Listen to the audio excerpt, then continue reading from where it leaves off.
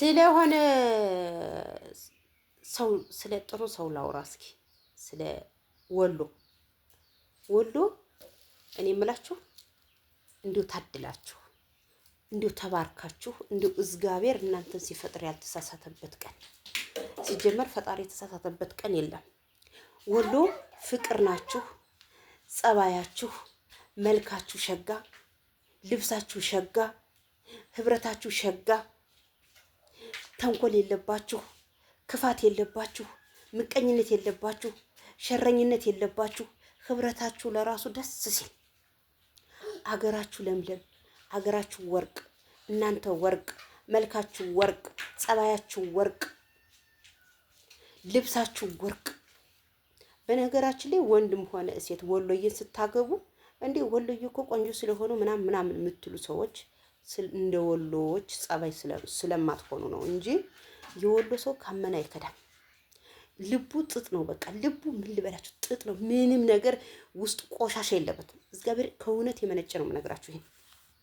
እና ደግሞ ከስንዴ መሀል እንክርዳድ አይጠፋም አይደለ? ከወሎ ውስጥ ክፉ ሰው ሊኖር ይችላል፣ ግን ያን አንድ ክፉ ሰው ሺህ መልካሞችን ሊያጠፋ አይችልም። እንዲው የወሎ ሰው ተወርቶ ተወርቶ ተወርቶ ተዘምሮለት ተዘፍኖለት ተዘፍኖለት የማያልቅ ህዝብ ቢኖር ወሎ። እንዴት ነው የምታምሩት! እኔ ሲደብረኝ ልንገራችሁማ፣ ቡና ካልጠጣሁ በጣም ነው የሚደብረኝ። ቡና ካልጠጣሁ በጣም ይደብረኛል።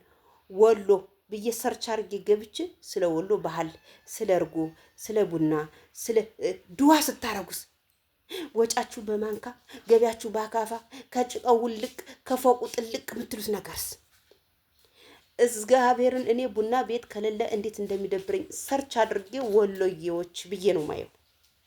እንዴት ቀለል እንደሚለኝ በቃ ደስ ውስጥ ይርክት ነው የሚለው። ታድላችሁ! አቤት መባረክ፣ አቤት መታደል። ለማንኛውም እወዳችኋለሁ፣ በጣም ነው የምወዳችሁ። የእናንተን ልብስ የለበሰ ሰው ሴት ይመስላል። እግዚአብሔርን ይህ መባረክ ነው። የወሎን ሴት ልብስ ከለበሳችሁ ሴት ነው የምትመስሉት። በቃ ሴት ነው የምትመስሉት።